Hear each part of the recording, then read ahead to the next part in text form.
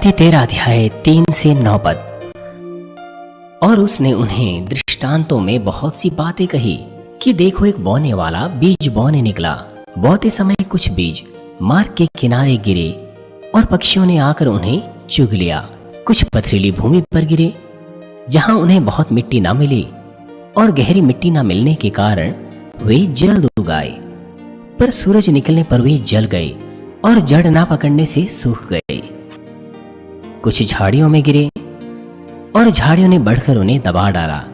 पर कुछ अच्छी भूमि पर गिरे और फल लाए, कोई 100 गुना, कोई 60 गुना, कोई 30 गुना। जिसके कान हो वह सुन ले। मसीह में प्रिय भाई और बहनों और जीसीएन टीवी दर्शकों और मानवीन टीवी दर्शकों, हृदय भूमि की जुताई के सत्र पर यह अंतिम सत्र है। कटने के इस वर्ष में मैं आपसे हमारी हृदय की भूमि की जुताई के बारे में बात कर रहा हूं, बोने और काटने के नियम के बारे में भी। जब से यह संदेश प्रचार किया जा रहा है, सदस्यों से मुझे बहुत सी गवाहियां सुनने को मिली है कि वे वचन का पालन करने के द्वारा आशीषें प्राप्त कर रहे हैं।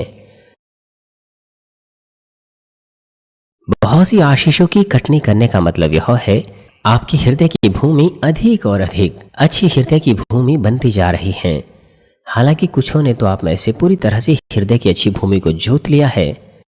आर्थिक आशीषें निश्चित रूप से महान आशीषें हैं, लेकिन जब आपकी हृदय की भूमि अच्छी मिट्टी बन जाती है तो वह कहीं ज्यादा आशीष है। परमेश्वर आपको बहुतायत के फल देता है, यद्यपि आपने पूरी तरह से अच्छी भूमि नहीं जोती है उन चीजों की वजह से जिन्हें हमारी कलीसिया ने पूरा कर दिया है। इस कारण से आप बहुतायत के फल काट सकते हैं जब आप बीज को बोते हैं परमेश्वर के सामने विश्वास, आशा और प्रेम के साथ। यदि हम परमेश्वर के राज्य के लिए बोएं, परमेश्वर निश्चित रूप से हमें आशीषों के साथ वापस चुकाएगा। अब तक आप में से बहुतों ने अलग अलग कार्यक्रमों में बार बार बोया है। बहुत बार आपने सब कुछ दे दिया जो आपके लिए बहुमूल्य था, बिल्कुल ऐसे जैसे उस मैदे के बर्तन में अंतिम रोटी। लेकिन वो मैदा कभी खत्म नहीं हुआ। परमेश्वर ने उसे बार बार भरा और आप भी बार बार देने के योग्य हो पाए हैं। परमेश्वर ने आपकी आवश्यकताओं को पूरा किया है। आपका दशमांश भी बढ़ा है। परमेश्वर का राज्य आपके पूरे हृदय और मन के साथ बोने के द्वारा विस्तृत हुआ है। इस प्रकार से हमने विश्व मिशन को पूरा किया है। बहुत सी आत्माओं ने जीवन पाया और परमेश्वर ने महानता से महिमा पाई। हर बार परमेश्वर ने हमें भी महिमा और प्रशंसा दी। साथ ही साथ उन्होंने योग्य बनाया कि हम अपने हृदय में धार्मिकता को और भी तेजी से साध लें। इसीलिए अगर हम अपने हृदय में अच्छी भूमि को साध लेंगे तो परमेश्वर और भी कितनी अच्छी चीजें हमें दे देगा। यदि आप इसे पूरी तरह से अपनी रोटी बनाएं तो बाइबल में पाई जाने वाली आशीषें आपके ऊपर आएगी। यदि आप आशीषों का पात्र तैयार करें तो वो सारी आशीषें हम पर उंडेलेगा जो उसने तैयार की है। मैं प्रभु के नाम से प्रार्थना करता हूं कि आप सभी आशीषों की गवाहियां देने के योग्य होने पाएं। मसीह में प्रिय भाई और बहनों, पिछले सत्र में मैं आपसे अच्छी भूमि के बारे में बात कर रहा था। आइए हम अच्छी भूमि के गुणों की समीक्षा करें। पहला, मार्ग के किनारे की भूमि के असमान। अच्छी भूमि नर्म होती है। किनारे के मार्ग की कठोर भूमि वचन को ग्रहण नहीं कर सकती, स्वयं की धार्मिकता, व्यक्तिगत रूपरेखाएं और बुराई के कारण। दूसरी तरफ भले हृदय की भूमि निरंतर परमेश्वर के सभी वचनों को ग्रहण करती हैं और वो आमीन और आमीन कहते हैं। दूसरा, अच्छी हृदय की भूमि में कोई चट्टानें नहीं होती। उसमें ऐसे कोई असत्य नहीं होते जो किसी को सत्य का अभ्यास करने से रोकते हो। इसलिए वे ना केवल वचन को सुनते हैं वरन वचन का हाँ और आमीन के साथ पालन करते हैं। केवल हाँ और आमीन के साथ वो वचनानुसार चलते हैं, चाहे परीक्षा हो, आजमाइश हो या फिर सताव क्यों ना हो। तीसरा, अच्छी हृदय की भूमि, उसमें झाड़ियां नहीं होती। इसीलिए जब वो परमेश्वर के वचन को सुनते हैं, उसका पालन करते हैं, वो किसी भी प्रकार के शारीरिक विचार जो उनके अपने हैं उसका इस्तेमाल नहीं करते। वो इसीलिए क्योंकि उन्होंने तमाम प्रकार के शारीरिक हृदयों को निकाल दिया है, जिसमें संसार की चिंता और पैसों का लालच पाया जाता है। सब बातों को उन्होंने दूर कर दिया है। अच्छी भूमि में शरीर नहीं होता, वो पूरी तरह से वचन के अर्थ को समझ सकते हैं। वो आवाज को सुनते हैं, पवित्र आत्मा की आवाज को साफ रीति से। इसलिए वो वचन को, परमेश्वर की इच्छा और हृदय को हर मामले में समझते हुए आज्ञा पालन करते हैं। चाहे वो खाते हैं या पीते हैं या जो कुछ भी करते हैं, वो सब कुछ परमेश्वर की महिमा के लिए करते हैं, बिना किसी स्वार्थीपन इरादे के साथ। इस कारण से वो बहुतायत के फलों को पाते हैं, उनकी क्रियाएं और जो कुछ वो बोते हैं उसके अनुसार। प्यारे भाइयों और बहनों, क्या आपने जांचा है कि आपके हृदय में कितनी अच्छी भूमि है? इस सत्र में मैं 3 बातों के बारे में आपको बताऊंगा जिसकी हमें आवश्यकता होती है कि हम अपने हृदय को अच्छी भूमि में जोत सकें। अगर आप इस काम को निरंतर करेंगे तो आपका हृदय निश्चित रूप से अच्छी भूमि वाला हृदय बन जाएगा। आप अपना हाथ उठाइए यदि आप अच्छी हृदय भूमि नहीं चाहते तो। मुझे तो अच्छी भूमि पसंद नहीं। अनुमानित रूप से ऐसा कोई नहीं होगा अगर आप मूर्ख ना हो तो। सबसे पहले वो है परमेश्वर के सामने आपकी आराधना आत्मा और सच्चाई के साथ। जब परमेश्वर ने सबसे पहले आदम को रचा, आदम का हृदय अच्छी भूमि वाला हृदय था। लेकिन जब आदम ने परमेश्वर के वचन का उल्लंघन किया और मना किए हुए उस फल को खाया तो उसका हृदय बांझ भूमि में बदल गया। इससे भी बढ़कर वो अदन की वाटिका से निकाल दिया गया और उसे इस शारीरिक संसार में रहना पड़ा। और अब वो परमेश्वर से पहले के समान साफ रीति से बातचीत नहीं कर सकता था। इसलिए परमेश्वर ने आदम के लिए मार्ग खोला कि वो परमेश्वर से संपर्क साध सकें। वो है बलिदानों को देने के द्वारा। परमेश्वर के लोग पवित्र और सिद्ध परमेश्वर के साथ किसी न किसी सीमा तक संपर्क करने के लिए बलिदान चढ़ाते थे। अब्राहम, इसहाक, याकूब, वो परमेश्वर के सामने वेदी बनाकर परमेश्वर से संपर्क करते थे। सुलेमान अपने स्वप्न में परमेश्वर से मिला और महान आशीष उसने पाई जब उसने 1000 बलियों को अर्पण किया। ये अच्छा होता अगर आप उसी के समान परमेश्वर से मिल पाते, लेकिन अब यह आसान नहीं है क्योंकि हम पवित्र आत्मा के समय में जी रहे हैं। बलिदानों को अर्पण करने के द्वारा इज़राइली लोग अपने पापों से क्षमा पाते थे, जिसके कारण परमेश्वर से उनका संपर्क टूटा हुआ था और साथ ही वे परमेश्वर के अलग किए हुए लोग थे और अगुवाई पाते थे। आज हम बलिदान अर्पण नहीं करते हैं। बलिदानों के स्थान पर हम आराधना सभाएं अर्पण करते हैं। यीशु ने आराधना के बारे में, जो कि नया बलिदान है, इस प्रकार से कहा। यूहन्ना 4:23 में लिखा है, परंतु वह समय आता है, वरन अब भी है, जिसमें सच्चे भक्त पिता का भजन आत्मा और सच्चाई से करेंगे। यहां पर जो समय है वो उस समय को दर्शाता है जब पवित्र आत्मा अपनी सेवकाई करता है। हमारे प्रभु के पुनरुत्थान और उठाए जाने के बाद प्रभु ने अपने आप को परमेश्वर से हमें मिलाने के लिए प्रायश्चित का बलिदान करके अर्पण कर दिया और उसने पवित्र आत्मा को भेजा है। उसने तमाम मनुष्य जाति को उनके पापों से छुटकारा दिया एक ही बलिदान के द्वारा।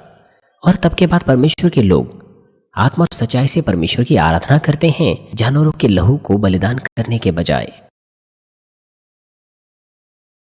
अब वे परमेश्वर से संपर्क कर सकते हैं जिसने आदम को अच्छी भूमि के साथ रचा था, और भी साफ रीति से जब वो परमेश्वर की आराधना आत्मा और सच्चाई से करते हैं। आराधनाओं के द्वारा परमेश्वर से संपर्क करने के लिए हमारी आराधनाएं अवश्य ही आत्मा और सच्चाई से अर्पण होनी चाहिए। मैं तो परमेश्वर से संपर्क नहीं करता, यद्यपि मैं परमेश्वर की आराधना करता हूं।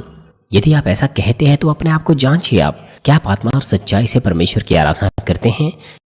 यीशु ने हमें सिखाया कि आराधकों को कैसे परमेश्वर की आराधना करनी चाहिए।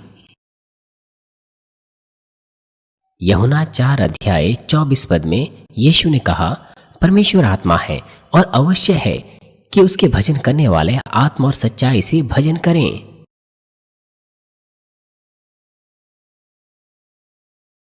परमेश्वर आत्मा है।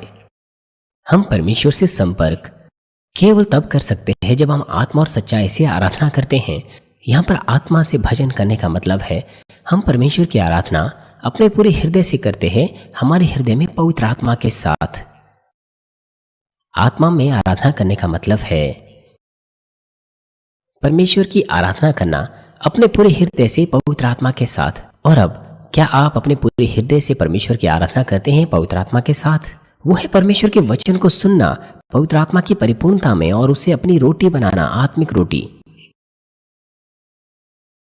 सच्चाई से आराधना करने का अर्थ है अपने पूरी देह से आराधना करना, अपने पूरे मन से, अपने पूरे हृदय से, अपने पूरे प्राण से। क्या आप वास्तविकता में इस तरह से आराधना करते हैं? यह है परमेश्वर को सुंदर सुगंध अर्पण करना हमारे उन कार्यों में जिसमें हम प्रार्थनाएं करते हैं, स्तुतियां करते हैं, भेंटें देते हैं अपने प्रेम के कारण जो परमेश्वर के लिए है। जब हम इस तरह से आराधना करते हैं तो हम तेजी से अच्छी भूमि के हृदय को साध सकते हैं पवित्र आत्मा की मदद के द्वारा। किसी के हृदय की जुताई की गति बिल्कुल अलग हो जाती है उसके अनुसार कि क्या वो व्यक्ति आत्मा और सच्चाई से आराधना करता है या नहीं। उदाहरण के लिए, अगर वो पवित्र आत्मा की प्रेरणा में संदेशों को सुने तो वो बहुत अच्छे से समझ सकते हैं कि भली हृदय की भूमि का हृदय किस तरह का हृदय होता है, और साथ ही अपने आप को वो साफ रीति से जांच पाते हैं कि किस तरह की भूमि उनके पास है वचन के दर्पण में।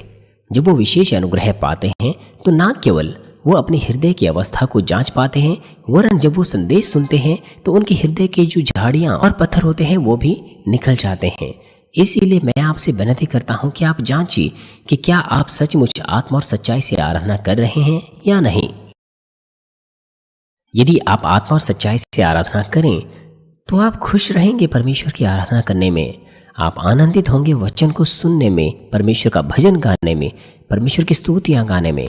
लेकिन आपको थकावट महसूस होती है, आपको नींद आने लग जाती है, या फिर आपको काल्पनिक विचार आते हैं, तो फिर आप ऐसी आराधना अर्पण कर रहे हैं जो परमेश्वर से बहुत दूर है। आप ऐसी आराधना अर्पण करते हैं जिसे परमेश्वर ग्रहण नहीं करता, और आप उसके बावजूद कहते हैं कि आपने प्रभु के दिन को पवित्र माना। क्या आप ऐसा कह सकते हैं कि आपने प्रभु के दिन को पवित्र माना ऐसी आराधना करने के द्वारा जिसे परमेश्वर ने ग्रहण ही नहीं किया? इसीलिए आप हमेशा आराधना सभाओं के लिए इंतजार कीजिए और पहले से उसकी तैयारी कीजिए। आप सावधानी से संदेशों को सुनेंगे ताकि एक भी शब्द को आप ना छोड़ें। आपके पास कोई काल्पनिक विचार नहीं होंगे, ना कोई शारीरिक विचार होंगे, क्योंकि आप वचन को अपने पूरे हृदय से, प्राण से, मन से, ताकत से सुनते हैं। इसीलिए काल्पनिक विचार आपके ऊपर नहीं आ सकते। कोई भी शारीरिक विचार नहीं होना चाहिए। यद्यपि आप थके हो तो अभी जल्दी ही आप उस थकावट को वश में कर देंगे पवित्र आत्मा की परिपूर्णता के द्वारा। चाहे आप बहुत ही कड़ा परिश्रम करने के बाद भी आराधना सभा में क्यों ना आते हो, अगर आप पवित्र आत्मा से भर जाते हैं तो फिर आप उस थकावट को वश में कर सकते हैं। मैं तो बिल्कुल भी नहीं सोया, पूरी रात पर नहीं सोया, पिछली रात को भी नहीं सोया। आप ऐसे बहाने नहीं बनाएंगे। जब आप स्तुतियां गाएंगे तो अपने हृदय को उन स्तुतियों में आप अर्पण करेंगे परमेश्वर को, और आप ईमानदारी से गाएंगे। हर सभाओं में आप आनंद के साथ भेंटे देंगे जिसमें आपका भक्तिपन पाया जाता है। ऐसे लोगों की आंखों में एक अलग ही चमक होती है, अलग ही चाल चलन होता है। कभी कभार मानमेन टीवी के दर्शक और जीसीएन के दर्शक वो गवाही देते हैं कि वो बहुत ही प्रभावित हुए मुख्य भवन में मानमेन के सदस्यों की आराधना को देखकर। यदि आप आत्मा और सच्चाई से आराधना नहीं कर रहे हैं इस क्षण में, तो मैं आपसे विनती करता हूं कि आप अपने मनों को सीधा कीजिए। वो जो आत्मा और सच्चाई से आराधना करते हैं वे निरंतर ही अपने रोजमर्रा के जीवन में आराधना करते हैं। रोमियो 12 अध्याय 1 पद में लिखा है कि अपने शरीरों को जीवित और पवित्र और परमेश्वर को भावता हुआ बलिदान करके चढ़ाओ, यही तुम्हारी आत्मिक सेवा है। जैसे कि कहा गया, वो अपने जीवन को जीवता बलिदान करके अर्पण करते थे। यदि आप आत्मा और सच्चाई से आराधना करें तो आप उस वचन का पालन करेंगे जो आपने अपने मन में सुना है, और वह वचन आपके रोजमर्रा के जीवन में सक्रिय होगा। सभा के बाद आपको याद नहीं रहता कि आराधना के दौरान आपने क्या सुना था। फिर आप कह नहीं सकते कि आपने परमेश्वर की आराधना आत्मा और सच्चाई से की है। आप नहीं कह सकते। आपको वचन को याद रखना चाहिए जो सभा के दौरान बोला गया। यदि आप बूढ़े हैं तो आप ऐसा कह सकते हैं कि मैं आसानी से भूल जाता हूं जो कुछ मैं सुनता हूं। आप अपनी बुरी याददाश्त पर दोष दे सकते हैं क्योंकि आप बूढ़े हैं, लेकिन यह भी एक बहाना है। परमेश्वर की आराधना आत्मा और सच्चाई से करना वो आपके दिमाग से नहीं होता, वरन आपके हृदय से होती है। इसीलिए जो कुछ आप सुनते हैं आप अपने हृदय में उसे नहीं डाल पाते हैं। अपने हृदय में डालना अपने दिमाग में याद करने से अलग है। आप में से कुछों को याद नहीं रहता जिस बात के लिए आपने प्रार्थनाएं की थी, जिन बातों के लिए आपने पहले प्रार्थना की थी, आपको वो चीजें याद नहीं रहती। क्या यह प्रार्थना आपके हृदय की गहराई से है? प्रार्थनाओं के दौरान आप केवल अपने काल्पनिक विचारों में ही गुनगुनाए।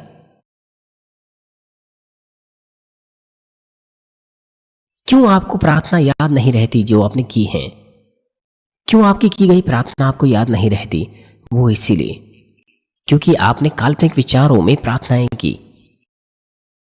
इसीलिए बाइबल कहती हैं कि आप अपने हृदय की गहराई से प्रार्थना कीजिए। केवल तभी परमेश्वर उसे ग्रहण करता है। स्तुतियों के साथ भी ऐसा ही है। जब आप गीत के वाक्य गाते हैं तो अपना हृदय आपको उसमें डालना चाहिए। यदि वाक्य में लिखा है कि यह स्वर्ग का मार्ग है, तो आपको स्वर्ग के मार्ग की कल्पना करनी चाहिए जब प्रभु वापस आते हैं। जब आप स्तुतियां गाते हैं, आपको स्वर्ग के जाने के मार्ग के बारे में सोचना चाहिए। क्या आप नहीं सोचते? आप स्वर्ग के मार्ग का गीत गा रहे हैं और कुछ और ही सोच रहे हैं, तो आप कैसे कह सकते हैं कि परमेश्वर के सामने आपने स्तुतियों को अर्पण किया? क्या परमेश्वर उसे ग्रहण कर सकता है? परमेश्वर आपके हृदय को ग्रहण करता है। परमेश्वर आपकी आराधना को तब ग्रहण करते हैं जब आप आत्मा और सच्चाई से आराधना करते हैं।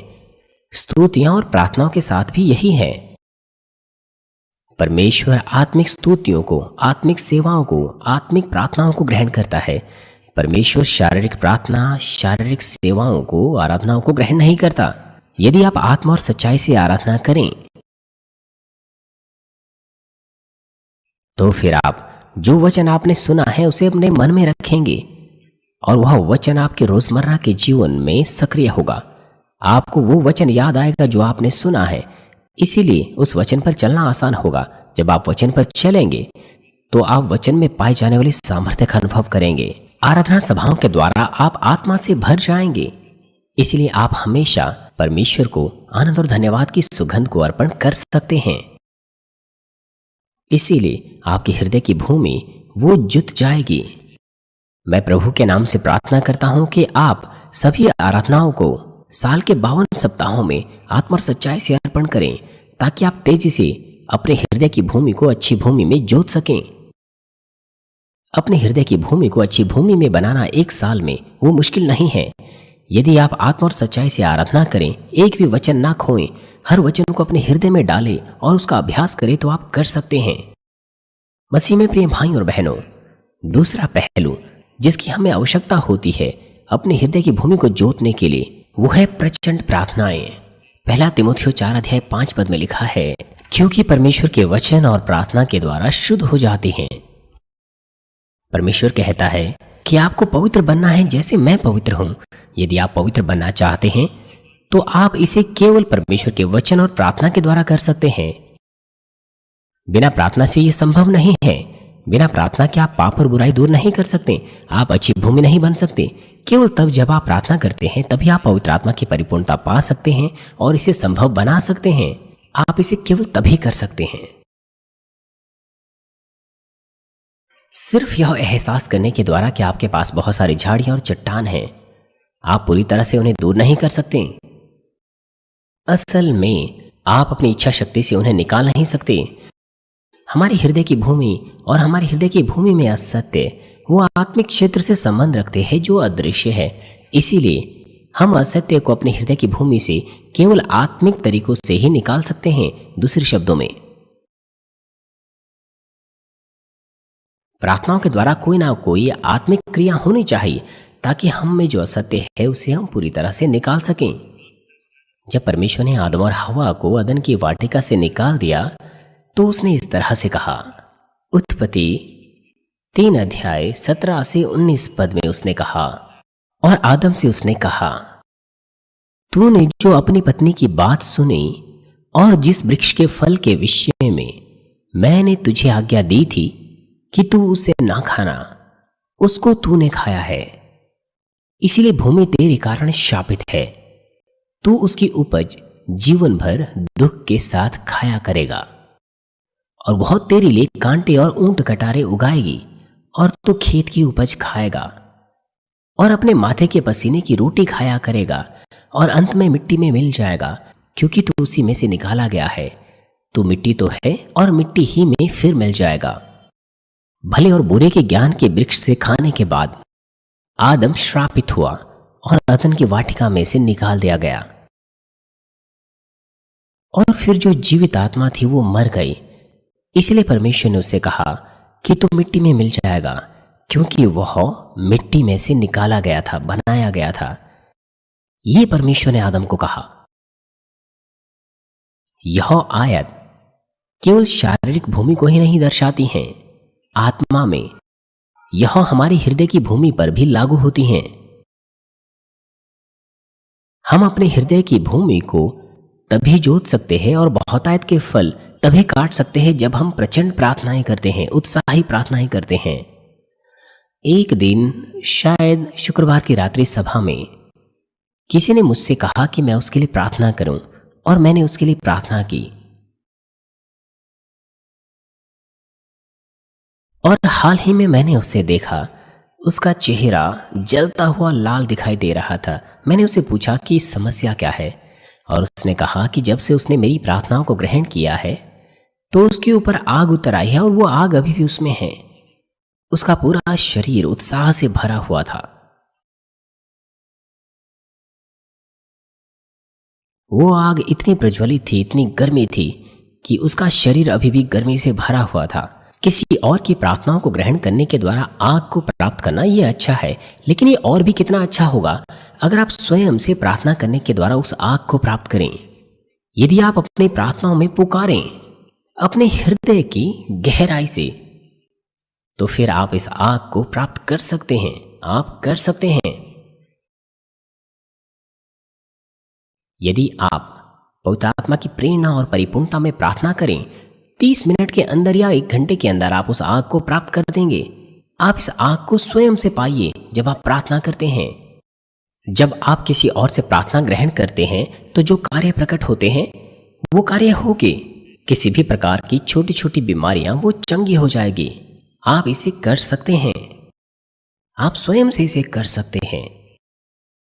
यदि कोई समस्या सूखे हुए अंग या कोशिका के कारण नहीं है, तो अगर आप इस तरह से आग पाएंगे तो आप चंगे हो सकते हैं,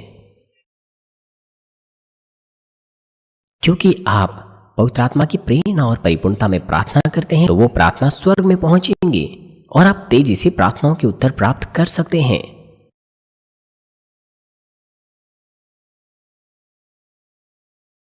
हम अपने हृदय की भूमि की जुताई कर सकते हैं और बहुतायत के फल काट सकते हैं केवल उत्साही प्रार्थनाओं के परिश्रम के द्वारा। अगर हम उत्साही प्रार्थना करेंगे तो वचन का पालन करने की हम ताकत पाएंगे। जब हम प्रार्थना करते हैं तो हमारे हृदय की भूमि की जुताई तब भी होती है। दूसरे शब्दों में, पवित्र आत्मा की आग पूरी तरह से उन चट्टानों को पिघला सकती है या उन झाड़ियों को जला सकती हैं। असत्य की जड़ें, पापमय स्वभाव वो जल जाते हैं, यहाँ तक कि गहरे और कठोर जड़ें भी जल जाती हैं। जब आप अग्निमय प्रार्थना करते हैं पवित्र आत्मा की भरपूरी और प्रेरणा में, तो आपके बुरे गुण वो जल जाते हैं और फिर आप और भी तेजी के साथ, मेरा मतलब है तेजी के साथ, अपने हृदय को अच्छी भूमि में जोत सकते हैं। जिस प्रकार से हम खनन मशीन के द्वारा चट्टानों को उखाड़ निकालते हैं और जंगली घास को घास की मशीन के द्वारा काट देते हैं, उसी प्रकार से और भी कम परिश्रम के द्वारा हम अपने हृदय की जुताई कर सकते हैं।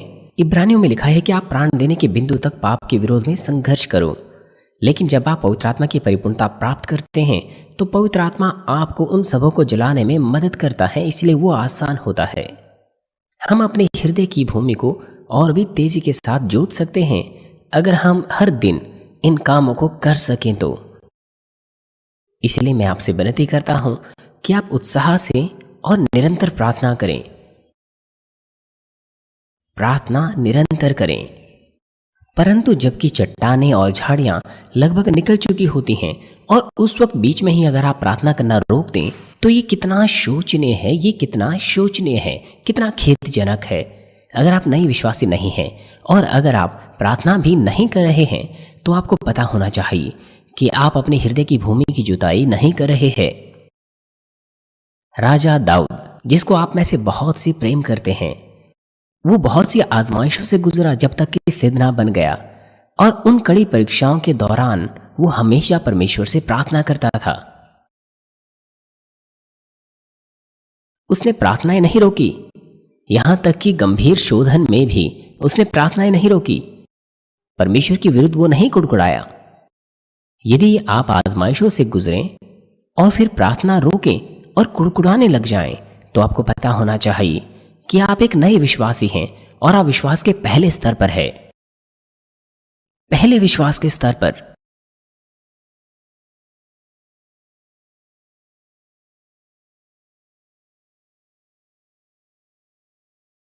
एक व्यक्ति कहता है कि वो मुश्किल में है और मैंने उसे पूछा कि क्यों, तो उसने उत्तर दिया कि उसकी आजमाइशें सहने से बाहर है। मैंने उससे पूछा कि वो क्या था। मुझे लगता है वो कुछ नहीं थी, लेकिन वो कह रहा था कि वो आजमाइश बहुत बड़ी है। लेकिन मेरी दृष्टि में जिस आजमाइश से वो गुजर रहा था वो कुछ भी नहीं थी। विदेश में मैंने किसी व्यक्ति से पूछा कि क्या सब कुछ ठीक चल रहा है। फिर उसने उत्तर दिया कि वो एक मुश्किल में है। मैंने उससे पूछा कि वो मुश्किल क्या थी, तो उसने उत्तर दिया कि उसका सुपरवाइजर उसको तुच्छ समझता है, इस वजह से वो मुश्किल में है। हालांकि पहले मुझे कहने में वो संकोच कर रही थी, लेकिन मैंने उसे कहा कि वो मुझे कहें कि समस्या क्या थी। फिर उसने कहा कि उसका जो सुपरवाइजर है, ऐसा लगता है कि वो उसे तुच्छ समझता है। फिर मैंने उसे बताया कि ये कैसे उसके लिए मुश्किल थी। अगर वो इस तरह से मुश्किल में है तो विदेश में कैसे वो अपनी सेवकाई को कर पाएगी। मैंने उसे बताया कि क्यों वो अपने सुपरवाइजर को प्रेम नहीं कर पा रही है।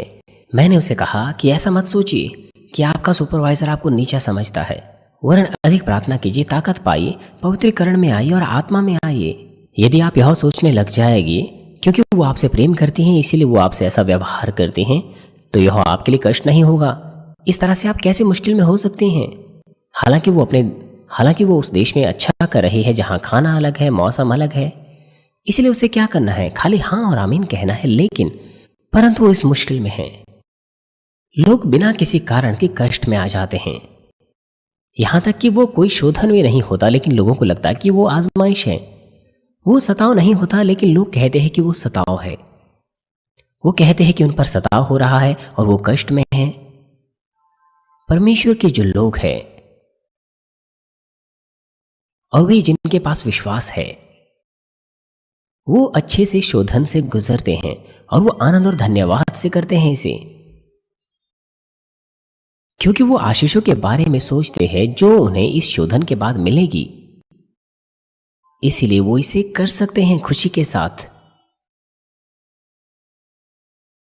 भजन संहिता 145 अध्याय 18 पद में दाऊद अंगीकार करता है, जितने यहोवा को पुकारते हैं, अर्थात जितने उसको सच्चाई से पुकारते हैं, उन सबों के वह निकट रहता है। जितने यहोवा को पुकारते हैं, अर्थात जितने उसको सच्चाई से पुकारते हैं, उन सबों के वह निकट रहता है। वो जो सच्चाई से परमेश्वर को पुकारते हैं, परमेश्वर झूठों की, कपटी, बदलने वाले हृदय की पुकार को नहीं सुनते। आपको सच्चाई से परमेश्वर को पुकारना चाहिए, आत्मा और सच्चाई से परमेश्वर की आराधना करनी चाहिए और सत्य में परमेश्वर की स्तुतियां करनी चाहिए। तो फिर परमेश्वर उसे ग्रहण कर सकता है आनंद के साथ। जितने यहोवा को पुकारते हैं, अर्थात जितने उसको सच्चाई से पुकारते हैं, उन सबों के वहां निकट रहता है। दाऊद इस प्रकार की सच्ची प्रार्थनाओं के द्वारा सिद्ध हृदय साध पाया। परमेश्वर आपके निकट रहेगा जब आप इस तरह से ईमानदारी के साथ और उत्साह के साथ प्रार्थना करते हैं, इस लालसा के साथ कि आप अपने हृदय की भूमि को अच्छी भूमि बनाना चाहते हैं। वो आपको तसल्ली देगा, आपकी प्रार्थनाओं के उत्तर देगा। इसलिए मैं आपसे विनती करता हूं कि आप अंत तक प्रार्थना करें, जब तक कि आप उस भूमि को पूरी तरह से अच्छी भूमि में जोत ना लें। मसीह में प्रिय भाई और बहनों, तीसरा पहलू जो अच्छी भूमि को जोतने के लिए आवश्यक है वो है वचन का अनुसरण करते हुए आपके प्रयास। आत्मा और सच्चाई से आराधना करना और उत्साही प्रार्थना करना, वो भी वचन का अनुसरण करने की क्रिया है। वो सबसे आधारित काम है। जब आप अपने हृदय की भूमि को आराधना सभाओं में जांचते हैं तो आप चट्टानों को और झाड़ियों को निकाल देते हैं उन प्रार्थनाओं के द्वारा। दूसरे शब्दों में, आपको वचन का अनुसरण करना है। जो हमें कहते हैं कि हम ना करें या किसी बात को निकाल फेंकें, परमेश्वर कहता है कि हम अपने भाइयों से बैर ना रखें, इसलिए हम बैर नहीं रखते। वो कहता है कि हम निंदा ना करें, इसलिए हम ऐसे काम नहीं करते। वो हमसे कहता है कि हम बुराई को निकाल फेंकें, इसलिए हम बुराई निकाल फेंकते हैं। तो फिर पथरीली और झाड़ियों वाली हृदय की भूमि अच्छी भूमि में बदल जाएगी, ये निश्चित है।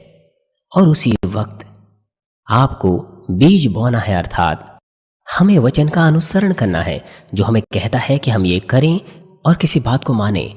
उदाहरण के लिए, हमें प्रेम करना है, सेवा करनी है और विश्वास योग्य रहना है। पथरीली भूमि की जुताई करते हुए अगर हम गेहूं बोएंगे तो वो पथरीली भूमि गेहूं वाली भूमि में बदल जाएगी। और झाड़ियों वाली भूमि को जोतकर अगर हम उसमें अंगूर लगाएंगे, दाख लगाएंगे, तो वो दाख की बारी बन जाएंगी। इसी प्रकार से अगर आप वचन का बीज बोएंगे, जब आप अपने हृदय की जुताई कर रहे होते हैं, तो आपका हृदय अच्छी भूमि बन जाएगा। अगर आप उमड़ते हुए वचन का पालन करेंगे तो वो और भी अच्छी भूमि बनेगी। रोमियो 1:17 कहता है, क्योंकि उसमें परमेश्वर की धार्मिकता विश्वास से और विश्वास के लिए प्रकट होती है। जैसा लिखा है कि विश्वास से धर्मी जन जीवित रहेगा। याकूब 2:22 में लिखा है, सो तूने देख लिया कि विश्वास ने उसके कामों के साथ मिलकर प्रभाव डाला है और कर्मों से विश्वास सिद्ध हुआ। बहुत से लोग मेरे पास आते हैं मेरी प्रार्थनाओं को ग्रहण करने के लिए हर सप्ताह। उनमें से ज्यादातर वो होते हैं जिनको हॉस्पिटल से या डॉक्टरों से जवाब मिल चुका होता है। डॉक्टर ने कहा कि उन्होंने उसे छोड़ दिया है क्योंकि उसके लिए अब ठीक होना मुश्किल था। वो मेरे पास आते हैं इस तरह की बीमारियों के साथ, जैसे कि कैंसर। लेकिन इससे भी बुरी बात यह है कि वो मुझसे झूठ बोलते हैं। वो मेरे पास आते हैं और झूठ बोलते हैं कि सीनियर पास्टर, मैं विश्वास करता हूं कि मैं चंगा हो जाऊंगा अगर आप मेरे लिए प्रार्थना करेंगे। मैं विश्वास करता हूं कि मैं चंगा हो जाऊंगा अगर मैं आपसे प्रार्थनाएं ग्रहण करूं। ये बातें पहले ही उनसे कह चुके थे लोग। हो सकता है उनके परिवार के लोगों ने कहा था, लेकिन वो झूठ बोलते हैं। अगर उनके पास ऐसा विश्वास होता तो क्या अब वो हॉस्पिटल से लौटकर मेरे पास आते? वो मेरे पास ऐसे आते हैं जैसे मानो डूबता हुआ व्यक्ति तिनके को पकड़ रहा है। वो विश्वास के द्वारा मेरे पास नहीं आते। उन्होंने तमाम प्रकार के संसार की विधि का इस्तेमाल किया। जब कुछ काम नहीं आया तो वो मेरे पास आए। कुछ लोगों ने 4 या 5 बार ऑपरेशन किया, 4 या 5 बार उनकी सर्जरी हुई, लेकिन वो कह रहे थे कि उनका दर्द ठीक नहीं हुआ। फिर वो कहते हैं कि वो मेरे पास विश्वास के द्वारा आए। वो मेरे पास इसीलिए आए क्योंकि उनके ऑपरेशन से उन्हें कोई फायदा नहीं मिला और उन्हें दर्द हो रहा था। लेकिन वो कहते हैं कि वो विश्वास के द्वारा मेरे पास आए। वो कहते हैं कि अगर वो प्रार्थना मुझसे ग्रहण करेंगे तो दर्द गायब हो जाएगा। वो ऐसा कहते हैं। वो इस तरह से झूठ बोलते हैं। ये विश्वास नहीं है कि नहीं? उन्होंने तमाम प्रकार के संसार की विधियों का इस्तेमाल किया, लेकिन जब उनसे कोई फायदा नहीं मिला तब वो मेरे पास आए। वो विश्वास के द्वारा नहीं आए। अगर वो विश्वास के द्वारा आते तो उन्हें क्रूस का संदेश पढ़ना चाहिए, सुनना चाहिए, वास्तविकता में पश्चाताप करना चाहिए, तब प्रार्थना ग्रहण करनी चाहिए। तब हम कह सकते हैं कि वो विश्वास के द्वारा आए। उन्हें कम से कम क्रूस का संदेश सुनना चाहिए, वास्तविकता में पश्चाताप करना चाहिए और पाप की दीवार को परमेश्वर के सामने से नाश करना चाहिए। तब वो कह सकते हैं कि वो विश्वास के द्वारा प्रार्थनाओं को ग्रहण करने आए हैं। वो अब प्रभु का दिन पवित्र मानते हैं, संपूर्ण दशमांश देते हैं, फिर वो मेरे पास प्रार्थनाओं को ग्रहण करने आएंगे तो परमेश्वर उसे विश्वास के रूप में स्वीकार करेगा और वो कार्य करेगा।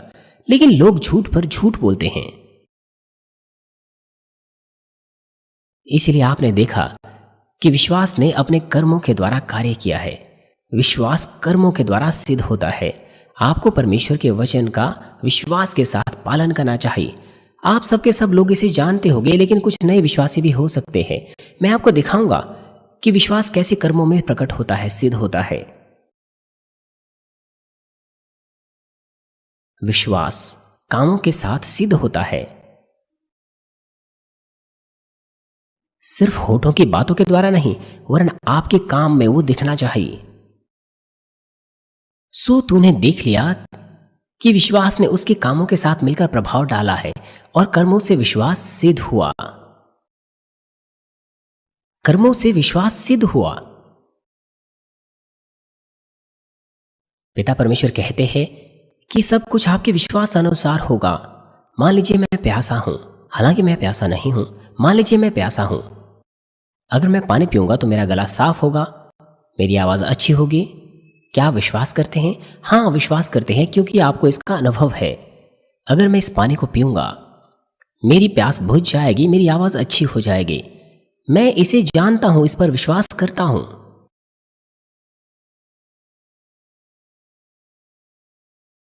क्यों? मैं इसे क्यों जानता हूं? क्योंकि मैंने इसका पहले अनुभव किया है। जब मैं प्यासा था, मैंने पानी पिया और मेरी प्यास बुझ गई। जब मैं सोडा पीता हूं तो मुझे तरोताजा महसूस होता है। आप इसे जानते हैं क्योंकि आपको इसका अनुभव है, इसीलिए आप विश्वास करते हैं। ये विश्वास अपने कामों के साथ प्रकट होता है। दूसरे शब्दों में, मैं पानी पीता हूं, आप देखिए कि प्यास बुझती है या नहीं।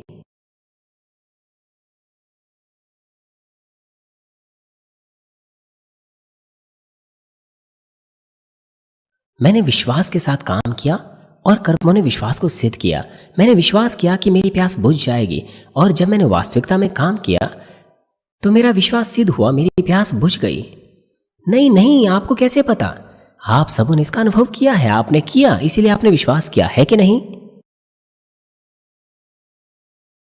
उसी प्रकार से विश्वास आपके कामों के साथ प्रभाव डालता है और आपका विश्वास पानी को पीने के कार्य के द्वारा सिद्ध होता है, और उस कार्य के परिणाम स्वरूप, पानी को पीने के परिणाम स्वरूप आपका विश्वास सिद्ध हुआ, आपकी प्यास बुझ गई। यदि हम विश्वास से वचन का अभ्यास करें तो हमारा विश्वास उस कार्य के द्वारा सिद्ध होता है। इसका मतलब यह है कि हम विश्वास से विश्वास तक पहुंचते हैं। इसलिए यदि आप मेरे सामने यह कहते हैं कि मैं विश्वास करता हूं, तो फिर आप वचनानुसार जीने की कोशिश करेंगे और विश्वास के द्वारा कार्य करेंगे, है कि नहीं? आप प्रभु के दिन को पवित्र मानेंगे, संपूर्ण दशमांश देंगे, पाप और असत्य को आप निकाल फेंकेंगे। आप परिश्रम से प्रार्थना करेंगे पवित्र बनने के लिए और आत्मा में आने के लिए। इस तरह के कार्य होने चाहिए। आप बुराई को दूर करेंगे, पश्चाताप करेंगे अपने पहले बुरे कामों के लिए, व्यभिचारी मन के लिए, चोरी के लिए, सताओं के लिए, बाइबल को फाड़ने के लिए। इन सब बातों के लिए आपको पश्चाताप करना है। फिर आप मुझसे कहेंगे कि मैं विश्वास करता हूं, मैं विश्वास से आपकी प्रार्थना को ग्रहण करता हूं। आपको ऐसे करना चाहिए। फिर आपका विश्वास आपके कामों से सिद्ध होता है, और जब आप मेरी प्रार्थना को ग्रहण करेंगे तो परमेश्वर का कार्य होगा। लेकिन ऐसे कामों के बगैर ही आप झूठ बोलते हैं कि आप विश्वास करते हैं। क्या आपकी समस्या का समाधान हो जाएगा? कुछ लोग ऐसे हैं जिनके पास विश्वास नहीं है, लेकिन तो भी परमेश्वर का काम उनके ऊपर होता है। ये वो मामला है जब उनके परिवार की प्रार्थनाएं, उनके आंसू एकत्र होते हैं और परमेश्वर कार्य करता है उस वजह से। बिना इस तरह की बातों के ये मुश्किल होता है परमेश्वर के कामों को ग्रहण करना, प्राप्त करना। लेकिन परमेश्वर जानता है कि क्या आप वास्तविकता में बदलेंगे। चंगे होने के बाद क्या आप परमेश्वर से प्रेम रखेंगे? अगर परमेश्वर इस तरह से आपको स्वीकारेगा तो आपके ऊपर वो काम कर सकता है, लेकिन ये बहुत ही कम मामला होता है।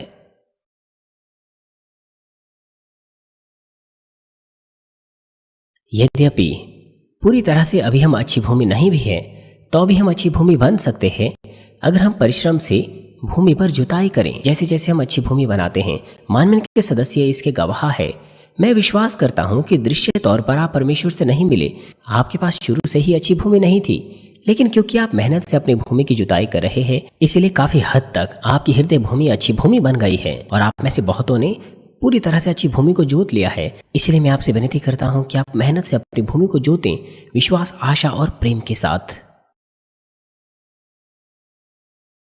मसीह में प्रिय भाई और बहनों, लूका ने लूका 8 अध्याय 15 पद में इस तरह से लिखा, जो कुछ यीशु ने अच्छी भूमि के बारे में कहा था। यहां पर लिखा है, पर अच्छी भूमि में के वे हैं जो वचन सुनकर भले और उत्तम मन में संभाले रहते हैं और धीरज से फल लाते हैं। अच्छी भूमि और अच्छा हृदय। आपको अच्छा बनना चाहिए। आपको उत्तम और भले हृदय के साथ वचन सुनना चाहिए और आमीन कहना चाहिए। जब आप वचन को सुनते हैं, आपको आमीन और आमीन कहना चाहिए। परंतु ऐसे कुछ ही है, ये वो है जिन्होंने वचन को उत्तम और भले मन से सुना है। सिर्फ सुनना वो अंत नहीं है। केवल आमीन कहना उसका कोई इस्तेमाल नहीं होगा। आपको उसे अपने पास रखना चाहिए, संभाल कर रखना चाहिए और धीरज के साथ फल उत्पन्न करना चाहिए। परमेश्वर आपका शोधन करेगा, आपको आशीष देने के लिए और आपका आत्मा और प्राण समृद्ध बनाने के लिए। परमेश्वर आपको योग्य बनाएगा कि आप आजमाइशों से पार गुजरो, ताकि धीरज के साथ फल उत्पन्न कर सको। ये है भले हृदय के लोग, भली भूमि के लोग। वे जिनके पास भली भूमि होती हैं, वो वचन को भले हृदय से अपने पास रखेंगे, इसलिए वो बिना बुराई और असत्य के भले हैं। वो ये नहीं सोचते कि वचन का अभ्यास करना मुश्किल है और ना ही संदेह करते हैं कि क्यों उन्हें संक्रिय मार्ग पर जाना है। वो परमेश्वर का हृदय महसूस करते हैं जो हमें बहुमूल्य नई यरूशलेम देना चाहता है, इसलिए वे आनंद से वचन का पालन करते हैं। और आपके लिए ऐसे भले हृदय को जोतने के लिए आपको धीरज की आवश्यकता है। केवल वही किसान जो गर्मियों के गर्म मौसम और तूफान को सहता है, केवल वही 30, 60 और 100 गुना फसल की कटनी कर सकता है। यदि हम धीरज के साथ हर क्षण मेहनत से कार्य करें तो निश्चित रूप से हमारे पास कटनी का मौसम होगा। इस कलीसिया की जहां तक बात है, हम पहले से ही कटनी के समय में पहुंच चुके हैं। आपने बहुत सा बोया है, आपने बहुत सा किया, बहुत सा बोया बीते सालों में। आपने विश्व मिशन में कितना बोया, क्योंकि मैं जानता था कि परमेश्वर मुझे आशीष देगा, इसलिए मैंने कुछ भी ग्रहण नहीं किया। जब उन्होंने मुझे भेंटें दी संदेशों को देने के लिए, मैंने उनसे कोई फीस नहीं ली। आपको आशीषें प्राप्त करवाने के लिए मैंने आपको योग्य बनाया कि आप बोएं ताकि आप आशीष पाएं। परमेश्वर ने आपको आशीष दी उतनी जितना आपने बोया था, 30, 60 और 100 गुना। इस बात पर निर्भर करते हुए कि आप कितने आत्मा में आ चुके हैं, परमेश्वर ने आपको उसी के अनुसार आशीष दी।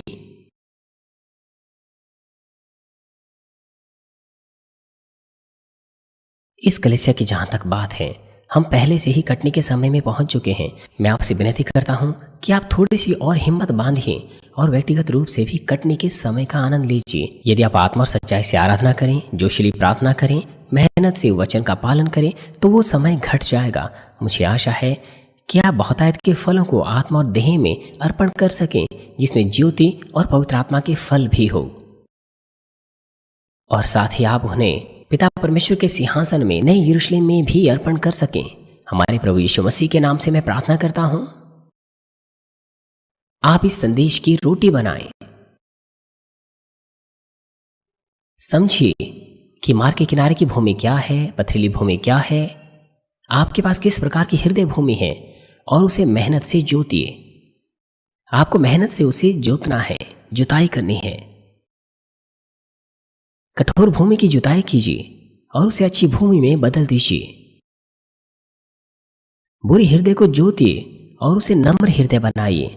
स्वयं की धार्मिकता उसे तोड़ दीजिए, रूपरेखाओं को तोड़ दीजिए और घास को हटा दीजिए, झाड़ने को हटा दीजिए, अच्छी भूमि को बनाइए। ये है मसीहियों का जीवन, ये है मसीह जीवन। दूसरे शब्दों में, विश्वास के पहले स्तर से लेकर 5वें विश्वास के स्तर तक प्रगति करना, वो मसीह जीवन है। वो है आत्मा और संपूर्ण आत्मा में आना। जब आपका आत्मा और प्राण समृद्ध होता है, आप आशीषें पा सकते हैं।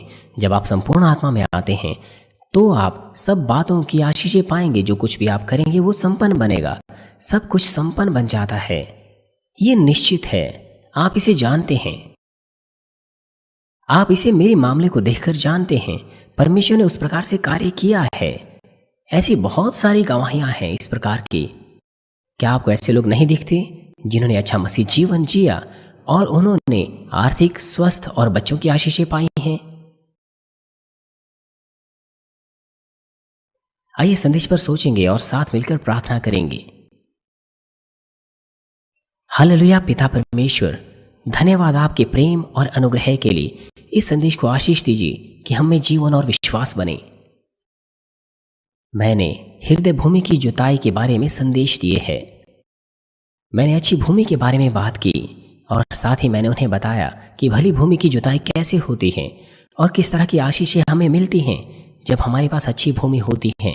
पिता परमेश्वर, उन्हें आशीष दीजिए कि वे आपके खुशनुमा पुत्र और पुत्री बने जब वो अपने हृदय की भूमि को अच्छी भूमि में जोतते हैं। आप उन्हें आशीष दें ताकि असंभव संभव बन जाए और संभव और भी बेहतर बन जाए। पिता परमेश्वर, आपका धन्यवाद। हमारे प्रभु यीशु मसीह के नाम से मैं प्रार्थना करता हूं, आमीन।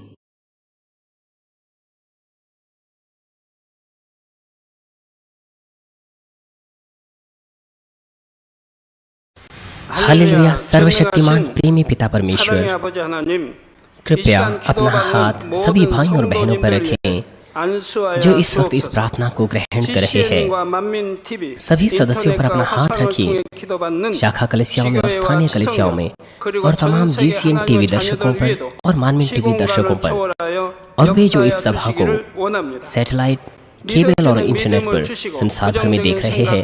हृदय में उनके विश्वास बोइए, उनके नकारात्मक विचार और शक दूर कीजिए।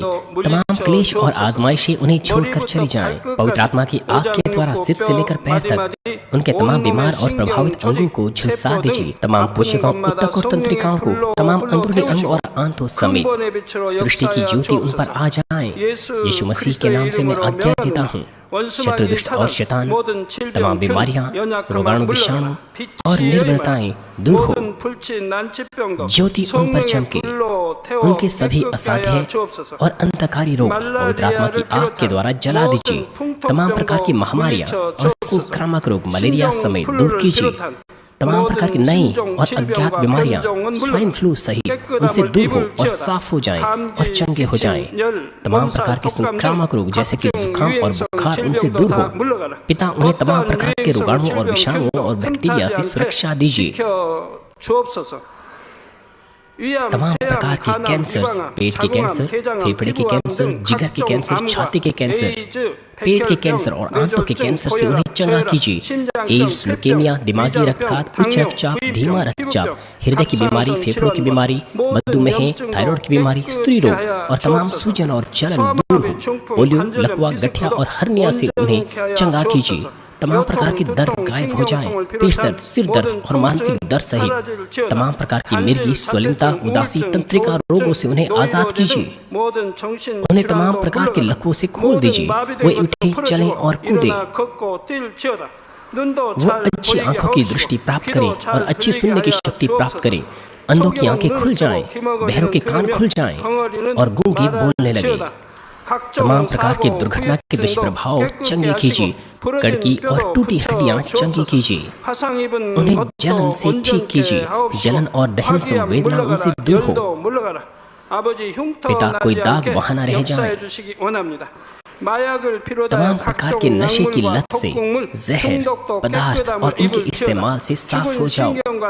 पिता, मरी हुई कोशिकाओं, ऊतकों और तंत्रिकाओं को जला दीजिए, मृतकों को जला दीजिए, उन्हें आशीष दीजिए गर्भधारण की। पिता, उन्हें गर्भधारण की आशीष दीजिए। यीशु मसीह के नाम से मैं आज्ञा देता हूँ, शत्रु, दुष्ट और शैतान, हवाओं के सामर्थ्य के शासक, अंधकार की बुराई की सेनाएं और उनके दास दूर हो। बुरी आत्माएं, अशुद्ध आत्माएं, धोखे की आत्माएं, अलग करने वाली आत्माएं, झूठ की आत्माएं और तमाम अंधकार के बल दूर हो। दुष्टता के बंधन खुल जाएं, अंधकार दूर हो, ज्योति आ जाए। पिता परमेश्वर, उन्हें ताकत दीजिए कि वे प्रार्थनाओं में पुकारें, उन्हें सामर्थ्य दीजिए कि वे पापों को दूर करें और पवित्र हो जाएं।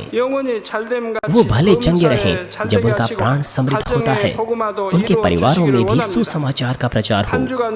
उन्हें सुरक्षा दीजिए तमाम दुर्घटनाओं और विपत्तियों से, और आशीष दीजिए कि एक सफल जीवन और संपन्न जीवन सब बातों में वे जीने पाएं। कृपया अपने बच्चों को, उनके घर, कार्यशालाओं और व्यापारों को पवित्र आत्मा की आग की दीवार से, स्वर्ग की सेना, स्वर्गदूतों और अपनी धधकती आंखों के द्वारा सुरक्षा दीजिए।